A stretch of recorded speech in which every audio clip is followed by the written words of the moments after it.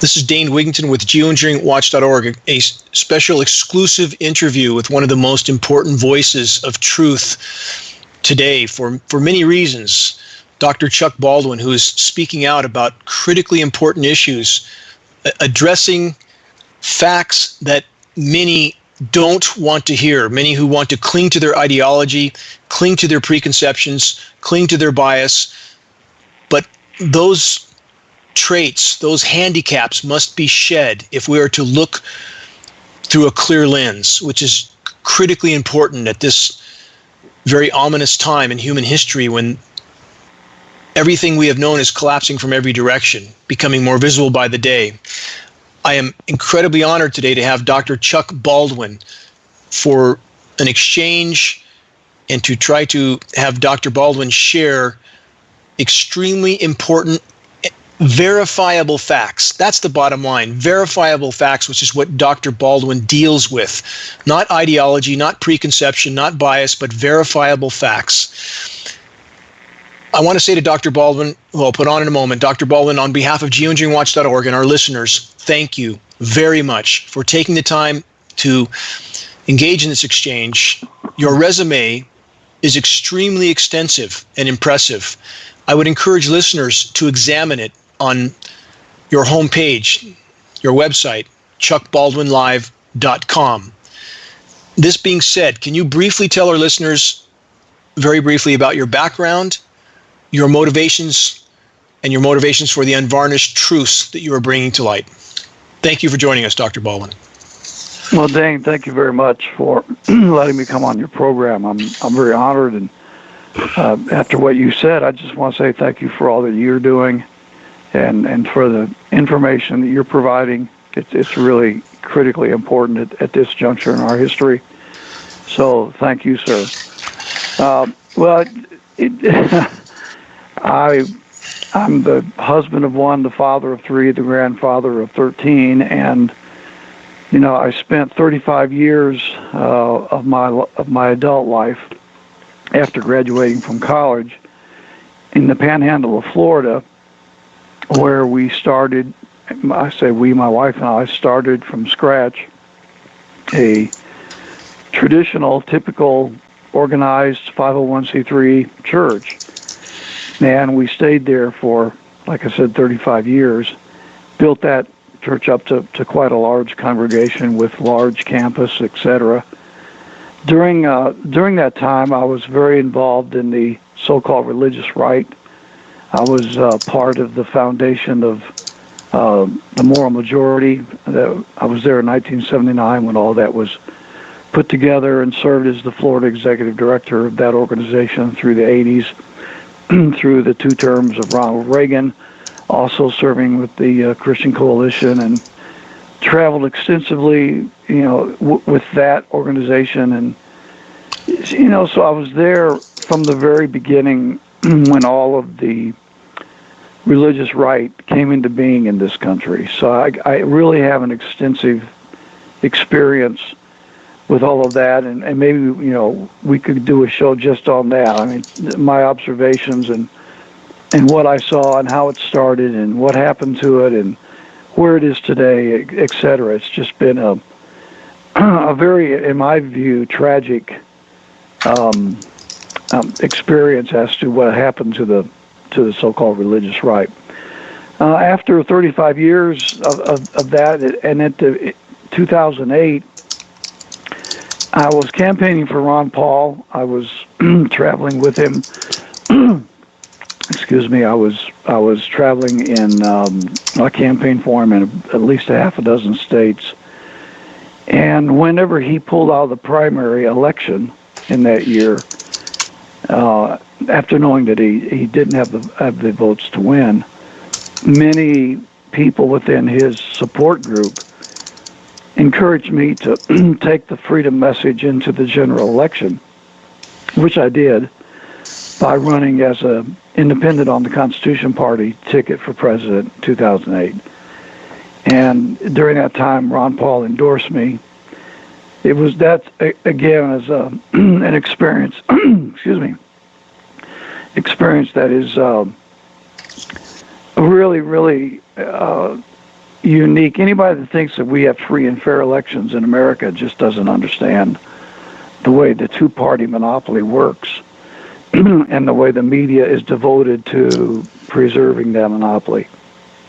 So after all those experiences, and that's very short and brief, in 2010, our family moved 2,600 miles to the Flathead Valley of Montana, and that's where we are now. We founded Liberty Fellowship, which I pastor. This fellowship is not 501c3. It's not organized in any way. It's not a tax-exempt organization. It's not nonprofit, and all those things that the trap seems to catch so many churches in. So, as we discussed off the air, if I could hold you on that note right there for a moment, sure. As you and I discussed off the air, because that's a very, very important point, the unwillingness of so many spiritual institutions to address the truth, to disclose the truth to their congregations, is because they simply live in fear of losing their 501c3s.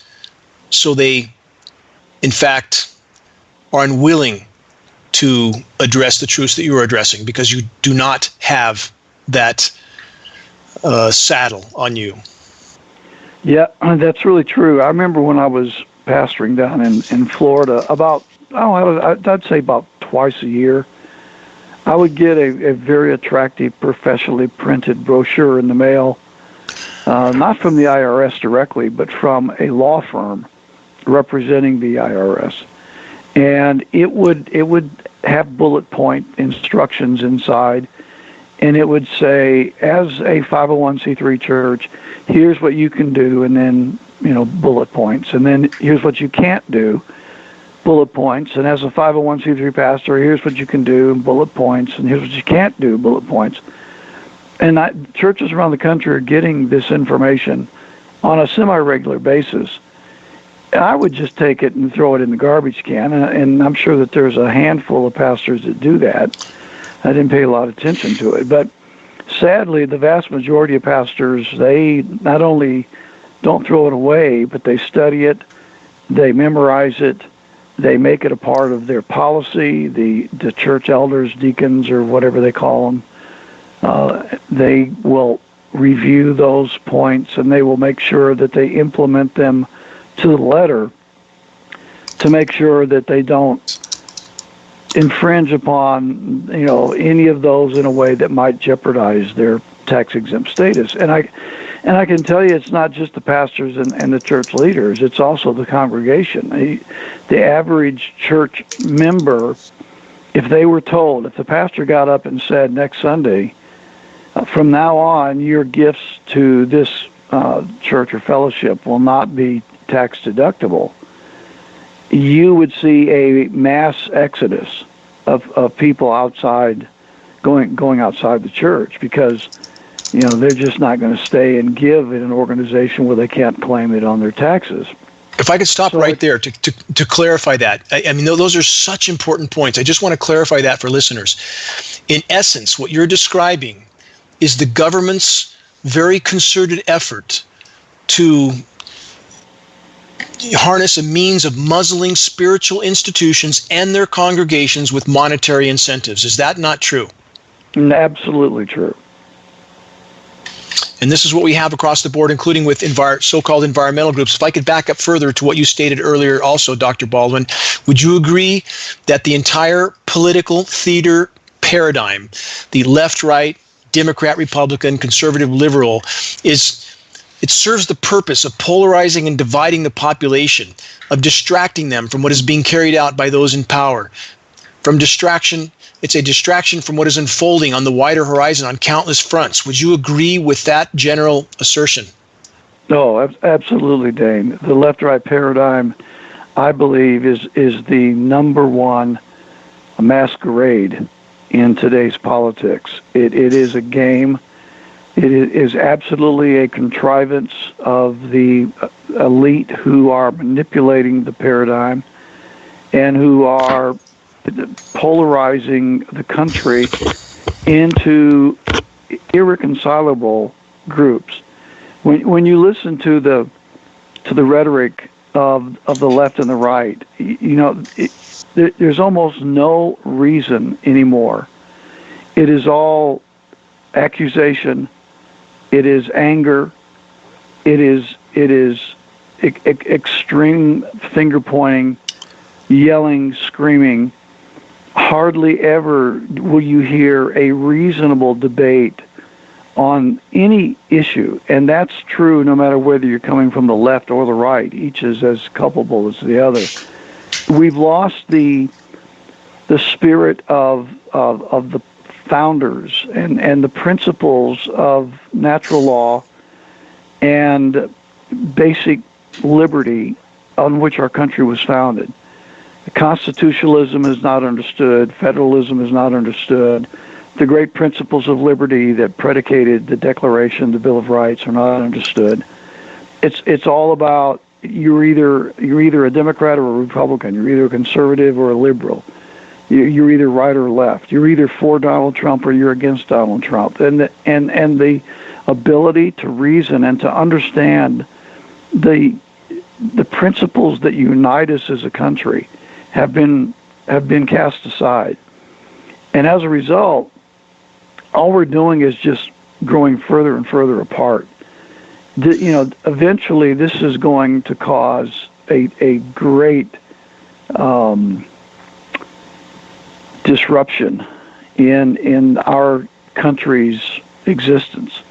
And nobody knows exactly how that's going to take place, but it cannot keep going the way it's going. And I believe this is a contrivance. As I said, I think it's designed. I believe that this is the purpose is to absolutely destroy the United States. And what better way to do it than the way that it's being done? So now, if I could, as to your point, it's absolutely true. But if I could back up again, I want to stress to our listeners to follow up on what you just said, a catalyst for what is happening now. We would agree that 9/11 was an immense turning point that is still not completely understood by the majority of the population, certainly what it meant and how it occurred. And I want to encourage listeners to look this article up, posted by Dr. Paul Craig Roberts, titled "Chuck Baldwin Sums It Up. Trump Blew It." That's the title. And on that article, which we will have posted at geoengineeringwatch.org as well, after commentary from Dr. Roberts, we have the post by Dr. Baldwin titled "He Blew It." On this commentary, I want to recite something, Dr. Baldwin, that you wrote that's critically important to everything that you just stated, the road that we are currently on and where it is leading and what was a real turning point to getting here. I want to, again, repeat your words. As the attacks on 9/11 have been brought back to the forefront of my attention via the 17th anniversary of those attacks, it behooves me to not leave the subject without further observations. By now, any thinking person has had plenty of time to devote at least some study to what happened on September 11th, 2001. And it is relatively safe to say that truly objective and reasoned people have concluded, to one degree or another, that what we have been told about the 9/11 attacks was mostly, if not completely, a bunch of hot air, i.e. false. In fact, as time goes by, more people come to doubt, if not totally disbelieve, the official story about 9/11, and that's putting it mildly. I will go even so far as to say that the only people today who actually believe the official story about 9/11 are the ones who have done absolutely no independent study into the matter whatsoever. Dr. Baldwin, regarding 9/11, would you not agree that that was the turning point by which so much that's happening today was accelerated? Oh, without question, and that's putting it mildly. Literally, we woke up in a new America on 9/12, the day after, and it has become a downward cycle away from the fundamental principles of America ever since that day.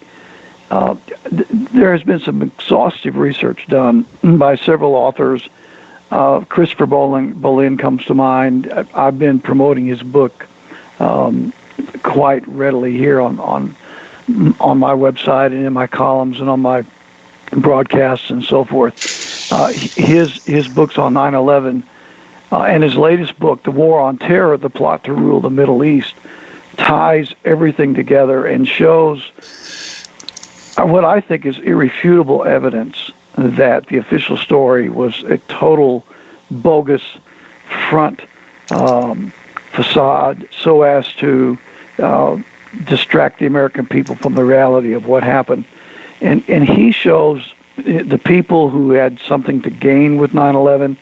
He shows the people that were involved in 9/11. He shows the aftermath of 9/11 and ties it all together in a very factual, very objective reality. And he's not the only one, but these matters have, of course, been ignored by the mainstream media. They've been ignored by the churches and pastors and the religious establishment of our country, ignored by even the right wing, the conservative. I mean, if you want to get kicked off of a talk show, I don't care whether it's Chris Matthews or or Sean Hannity. All you got to do is bring up the falsehoods of 9/11. And try to bring in a little bit of reality about that event, and you'll be cut off and shut off, and you'll never get back on those shows again. So it doesn't matter whether it's the left or the right. The cover-up of 9/11 is absolutely universal. But 9/11 has done more to destroy the freedom principles upon which America was built than any other single event in our lifetime. To the point now that we are living in a burgeoning police state. Laws are being passed called red flag laws that a citizen of our country is deemed to be guilty until proven innocent. We've had our first police killing in Maryland a couple of weeks ago, where police were dispatched to confiscate the arms of a man who had never committed a crime, who had never threatened to commit a crime, who had never harmed anyone, who had never been accused of committing a crime. Yet because some relative said that this person should have their guns taken away, the police were all eager to oblige, went to his house at 5 o'clock in the morning, woke him out of a dead sleep. When he came to the door, he didn't know who was there. He had his gun with him. When he saw it was police, he put the firearm down, exchanged conversation with them. They told him, point of fact, they were there to confiscate all of his guns without being charged with anything, accused of anything, without a warrant of a crime being committed. He argued with the police officers. He resisted their attempt to disarm him and to take all of his guns. And in the process of that argument, the two police officers shot him dead in his own home. Here's a 60-year-old man who's never done anything wrong, never committed a crime, no charge was brought against him, and yet he's dead in his own home, killed by the police in the attempt to confiscate his guns. It won't be the last time that happens. Such this events. Is going on all over the country, Dane, where hundreds and hundreds in Florida. There's been several hundred, about 100 a month in the state of Florida are having their guns confiscated, having never committed a crime, having never been charged with a crime, guilty before proven innocent. This happened as a result of 9/11. It happened as a result of Donald Trump, who said, take the guns first, due process later. And this mentality of perpetual war, where we have bombed and killed tens of thousands, dare I say hundreds of thousands of innocent people who had absolutely nothing to do with the events of 9/11. We have invaded two countries, occupied two countries that had nothing to do with 9/11. We're bogged down in perpetual war in the Middle East and Syria. We've declared Iran to be a mortal enemy. We have nothing to do with 9/11.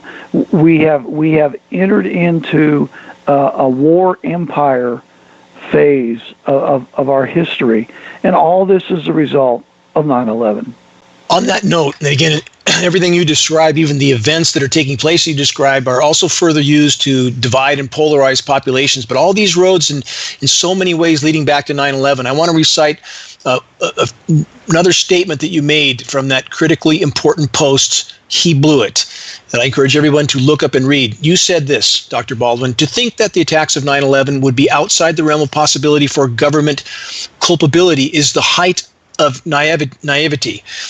To any rational thinking person, the only entity that could pull off such an operation as brilliantly and seamlessly as the attacks on 9/11 had to be government, or at least elements within the government. I fully agree, of course. Furthermore, the possibility that there was a collaboration of more than one government involved in 9/11 attacks must also be considered highly likely. You finish with this: for all intents and purposes, there are only 3 governments in the world today that have the military intelligence and sophistication to pull off an elaborate attack such as 9/11 inside the continental United States. The U.S., of course, Great Britain, and Israel. Truly, anyone who thinks that 19 mostly uneducated Arabs from the Middle East could successfully abscond 3 Boeing 757 aircraft, circumvent and outsmart the most sophisticated and protected airspace in the world, and expertly navigate those jet aircraft into a precision attack against ground targets that even many of the most highly skilled pilots in the world could not perform, all by taking a crash course in flying Cessna propeller airplanes, no less, is, well, in your words, gullible beyond all remedy. I fully agree with everything you stated. And even today, how many Americans are blindly waving their flags, and 9/11 is the catalyst for that blind so-called patriotism? Does the hypocrisy offend you as much as it does me? Absolutely, but even more than the hypocrisy is the willful ignorance. You know, it's one thing to be ignorant. Everybody's ignorant naturally about certain things. We're born into the world ignorant about everything.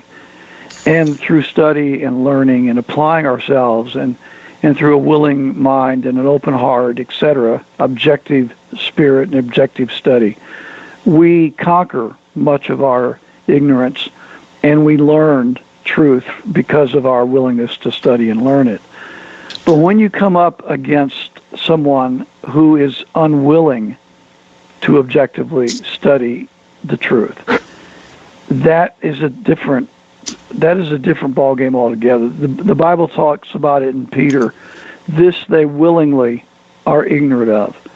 And I think that is where we are with so many people. And the ones that I find the most fault with are the religious right and the right in general. The conservative Republican, the conservative Christian community, I fault them the most, because we are the ones that should be the leaders in this matter of objective study and the willingness to know truth. I mean, after all, Christian people especially claim to have the author of truth, Jesus Christ, as their Savior and as their example and teacher and instructor. The truth shall make you free, he said, when you know it. So if there's any group of people that should be willing to know the truth, to study it, to objectively analyze it in a reasoned, rational way, to be able to convince themselves that what they believe is true, it should be, in my way of thinking, Christian people, and then to a very similar degree, the conservative people of our country. But these are among the most willingly ignorant of all the people in the country. It's not that they can't know and understand. It's that they are not willing to know and understand. Those perspectives... Go ahead. I'm sorry, Chuck. Go ahead. Well, I wanted to... These subjects have been introduced to these people ever since 9/11 took place. I mean, it's not like they haven't had friends and relatives and even peers in their work that have brought them evidence and material and said, have you studied this? Have you looked at this? You know, have you considered this? And they refuse. They just flat refuse, Dane, to even study the issues. That is what is most offensive to me. I would fully agree with that, and that is very well stated. And from a perspective that I have been exposed to from academia, from my research, study, and interaction with many in academia, including government scientists, and also from the left, including people like Amy Goodman from Democracy Now! Let me use her an example of everything you just described. A willful ignorance, in her case, paid off, because if those who know who Amy Goodman is, she was really the epitome of the far left. And having met Amy twice, conversed with her twice, and her position that because she's receiving money from the Ford Foundation and not allowed to talk about climate engineering, our area of study, or 9/11, as you just stated, not allowed. That's the fastest way to get kicked off a program, whether it's Amy Goodman, Chris Hedges, or Fox News. As you so correctly stated, left, right, doesn't matter, all an illusion. But in regard to the willful ignorance of the so-called liberal left, or that would like to look at themselves as being highly educated, but yet are incredibly willfully ignorant, in denial, and unwilling to face the truth, every bit as much as any other side of the spectrum. So as you correctly stated earlier in this broadcast, no matter what side of the fence we're talking about, no matter what their political stripe, no matter what their chosen label, all in the same category of willful denial. Now, on that note, you have very detailed, in very detailed sense, you have listed the amount of, for example, Council of Foreign Relations members that have been appointed by the current administration, even exceeding the Obama administration. And in regard to that, people who have chosen, and along the lines of, again, willful ignorance, to believe that the swamp is being drained when the exact opposite is true. Can you elaborate on that? Yes. You know, when Trump was campaigning, he was saying a lot of the things that people want to hear, and he still is saying many of the same things. And people wanted to believe that there was someone who was an outsider, someone who was opposed to the status quo, who was not part of the establishment, who would truly represent not just the people, but the Constitution and the American principles of freedom, etc. And he pushed all the right buttons. He said all the right things. And I don't blame anybody for voting for Donald Trump. All we had to go on was his rhetoric. He didn't have a voting record as a incumbent politician, as a senator, congressman, or whatever. And so, you know, all we had was his rhetoric. So I don't blame anybody for voting for Donald Trump. My position at the time was I was always skeptical of the man. I never really trusted him. It was a gut, instinctive kind of reaction. But my point was, and I said in my columns and I said on my broadcast, you know, we're just going to have to wait and see. This man will show us at some point, if he's elected, it won't be a matter of rhetoric anymore. It'll be a matter of action, and it'll be a matter of what he does, not what he says. So I said, we'll see. I said, we'll wait and see approach.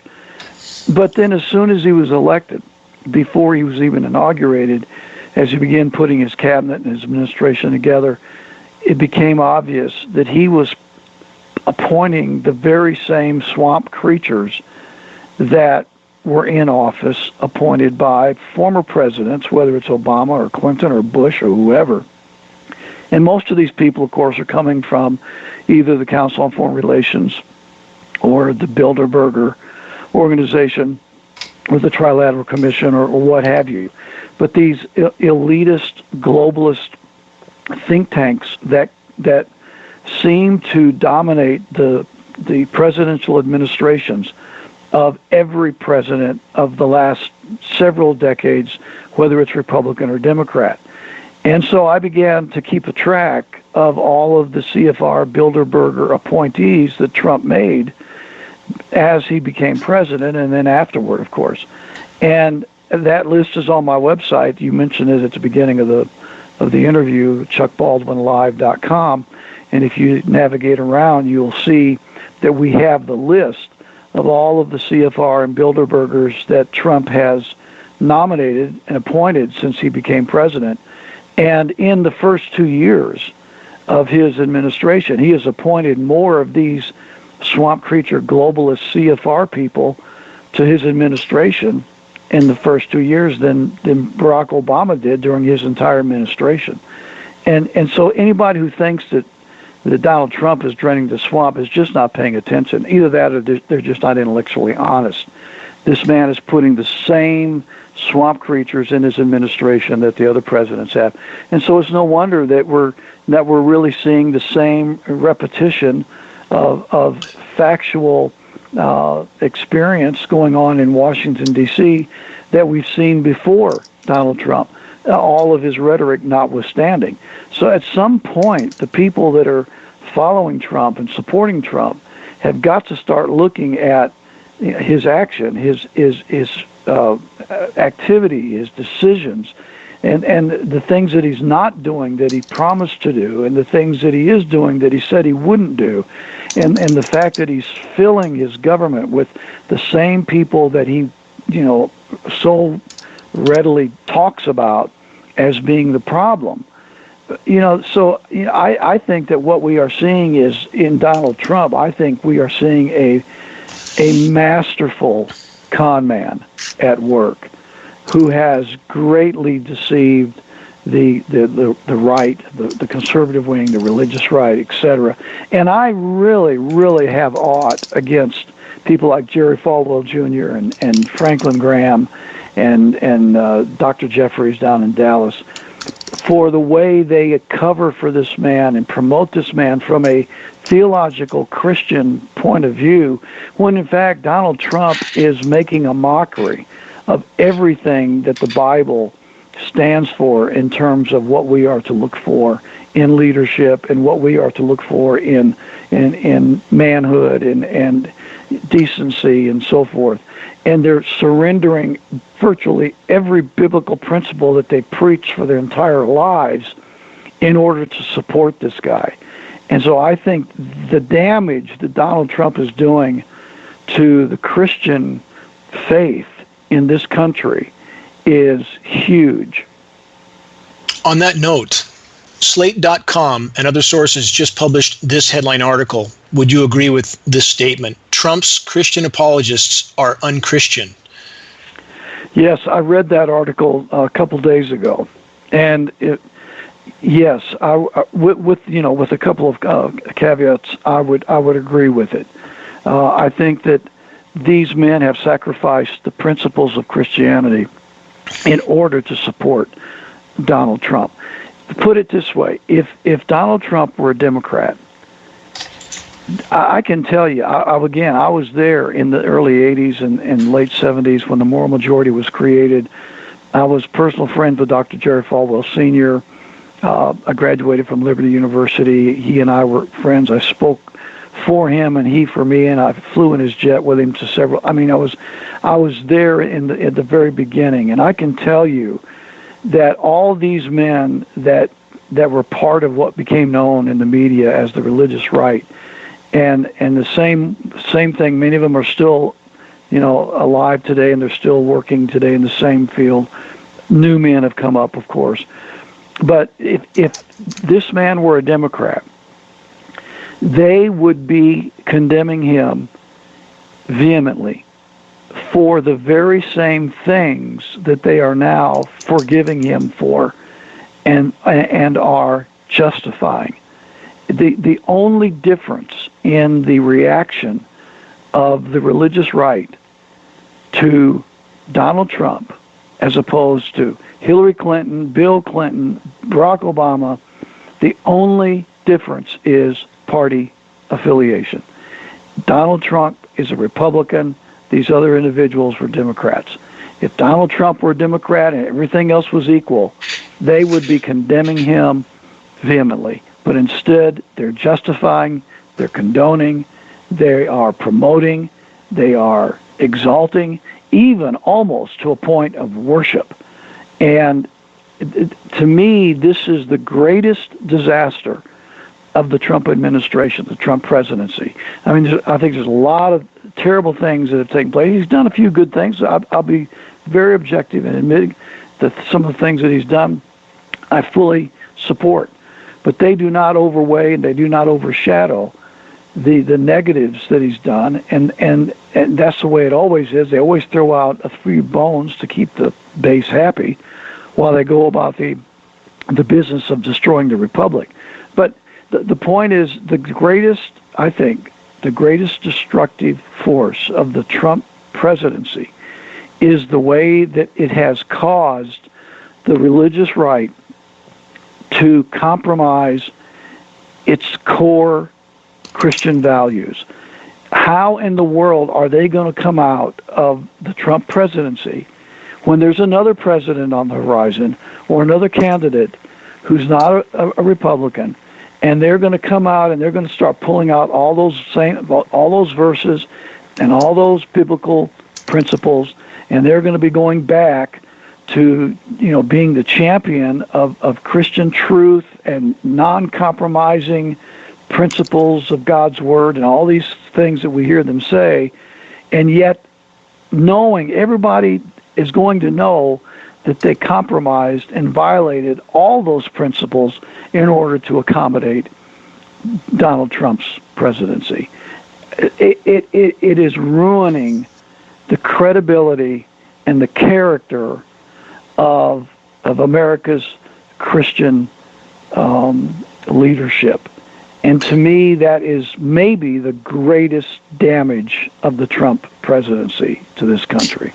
Given your background, given the history and how long you have been a part of certain circles, and yet your willingness to now speak out about very often unpopular truths, but yet accurate truths. And I have one more question in that regard. I want to state this first. The Trump administration, for the geoengineeringwatch.org listeners who are justifiably extremely concerned about the climate engineering insanity, the Trump administration has not only filled its ranks with Council of Foreign Relations swamp creatures, as Dr. Baldwin has just alluded to, but this administration has also radically ramped up the climate engineering weather warfare assault. It's not scaling it back. Dr. Baldwin, I have this question for you. In regard to willful ignorance, so many blindly wave their flags in full support of anything and everything Israel does. Can you comment on where and how Israel fits into this equation and about what connection Israel has with Donald Trump? Wow. Boy. Yeah, that would take a long time to answer fully, as you know. My personal maturation in this subject is quite extraordinary. As you can imagine, I was schooled in the Israel-based dispensational prophetic theology that is commonly taught among conservative Christians. I was firmly and consistently grounded and taught in that theology. I taught it myself for 30 years. Somewhere at the 30-year mark, and basically it was because I didn't study it for myself. I just had not delved into it in a personal manner, objectively. It was one of those things that I was taught it. Everybody I knew believed it. I'd always been taught it.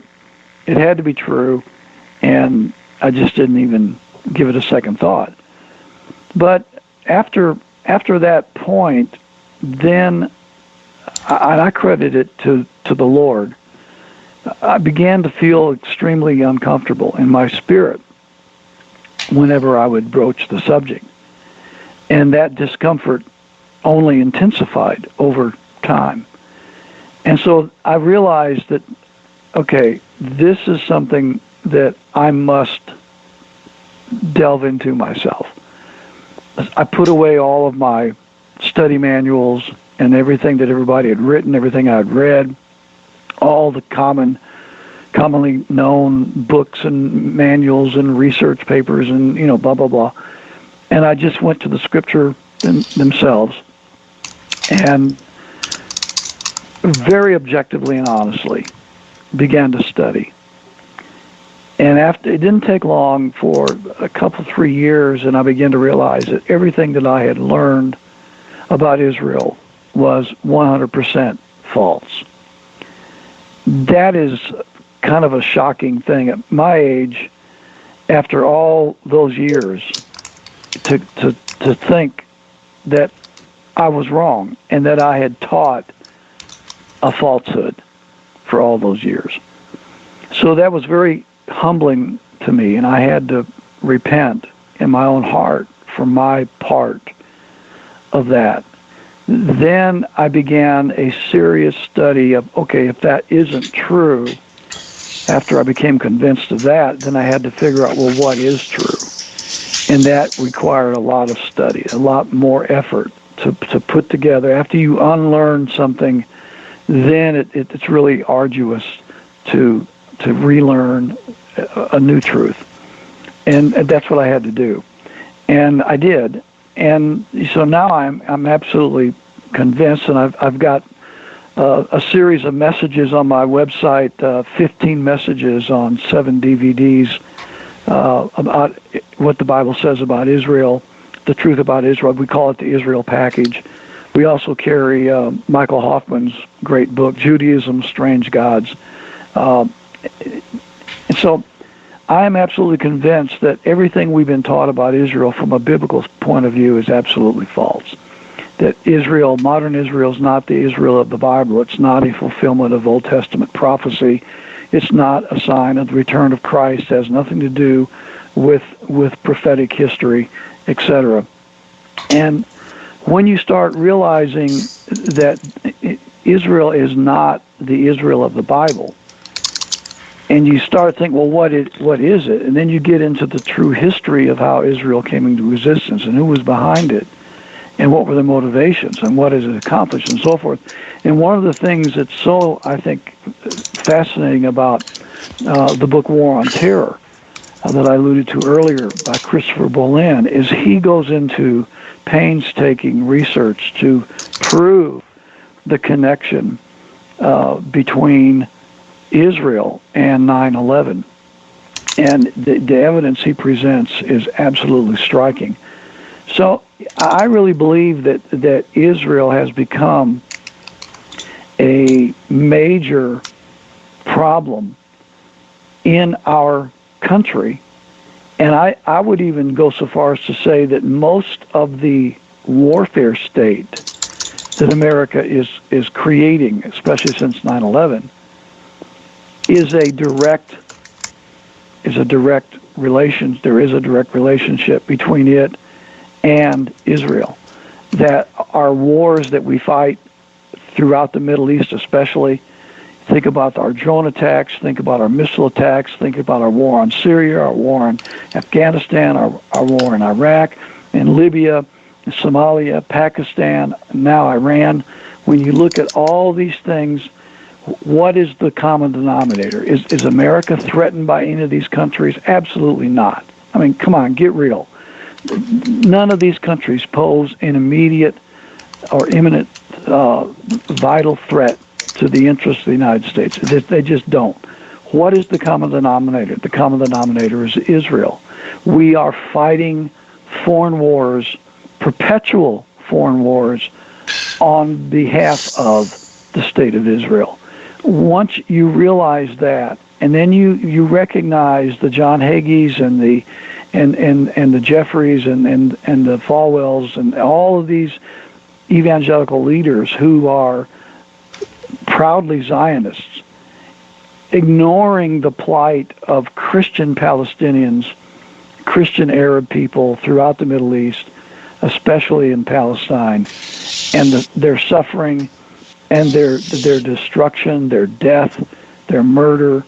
You know, to me, now that my eyes are open to this, I just grieve how in God's name can we Christians tolerate and then accept and condone and justify the utter persecution and martyrdom of our Christian brothers and sisters in the Arab world at the hands of this oppressive apartheid Zionist state that is called Israel is beyond me. It is in my view, a spiritual blindness engulfing the church. And Israel is the focal point of that blindness. So I really think that America, and the church especially, has a major Israel problem. Dr. Baldwin, your ministry can only be described, or it certainly must be described, not only, but must be described as a ministry of unvarnished truth. And I want to state for the record that given the profound level of power and control that Israel and the AIPAC lobby has, your courage to speak out about the truth is truly inspiring to me. How few there are in the world today that are willing to examine their power structure, program, preconceptions, ideology, and bias of which you speak. And few have so far been able to overcome that. But with your voice in this equation and the authority you have to speak on this, given your background, your experience, it is absolutely essential in our world today. Dr. Baldwin, on behalf... Go ahead. You first. No, I was going to say thank you. And I can tell you at the beginning, when I first became public with this ideology that I just summarized, you can imagine the backlash and the numbers of people that, disassociated themselves from me, and I lost support and contributors and people that were donating and even people that said they were my friends. And I mean, it was a massive reaction, negative reaction, when I first began to be public on this. But I can tell you that over the last several years, as I continue to research and as I continue to study and to speak and to write on the subject, that truth is beginning to prevail, and I see more people awakening to this truth now than I could have ever imagined 3 or 4 years ago. And I think that to me, it's been maybe one of the most exhilarating, one of the most liberating and illuminating experiences of my life, and I wouldn't trade it for anything in the world. And for all of the heartache and the pain that it's caused me, to be able to see the numbers of people that are awakening to this truth and are being liberated themselves, and the joy that it brings them to know the truth, and the way that they are, expressing it to others, and the word is growing. It's worth whatever the sacrifice. Truth is worth it. Whatever the sacrifice is, truth is worth it. And so I thank you very much for your saying that. And there was a price to pay, but on the other hand, the the utter joy and delight of seeing truth take root in the hearts and the minds of people, and seeing people awaken. And I really believe, from a theological perspective, if we could ever shake the Israel deception, we could bring spiritual restoration to our country. And I believe, to a great degree, political restoration. And I truly believe that. And so I'm proud of what the Lord has allowed us to be a part of, and whatever the sacrifices were are definitely worth it. I'm immensely grateful for all that you shared, and I know we've gone over the time I told you we would keep you, but I'm very glad and grateful that you are willing to share what you have. In signing off, I have a single, simple question on a subject that I know that is not your main subject of study and dissertation, but I have a single question. Would you agree that man's attempt to play God with the weather, to engineer creation, if you will, is wrong? Oh, absolutely. And I am not studied in that field like you are, and I certainly cannot speak with the voice of authority. Just in principle. In principle. in principle. That's what I was leading to. Yes. What I have learned and what I have studied tells me that you are right, and that this is a diabolical activity that is taking place, and I believe that it is absolutely wrong what's happening, and that you are right to expose it, and I encourage you to continue on. Dr. Baldwin, on behalf of geoengineeringwatch.org, I wish to express again my most sincere gratitude to you for taking the time to join us in this exchange, and I wish to thank you more than I can say for your relentless courage in addressing very unpopular truths head on. Unpopular truths in spiritual circles. Your voice stands alone as a voice of reason and unvarnished truth. I encourage our listeners to frequent your website, chuckbaldwinlive.com. You have my deepest respect for your willingness to tell it like it is, Dr. Baldwin, which in our increasingly Orwellian world of deception and denial, voices like yours are so desperately needed. Please stay safe, stay strong, and continue with your critically important ministry of truth. Thank you, Dr. Baldwin. Thank you, Dean. Thank you very much.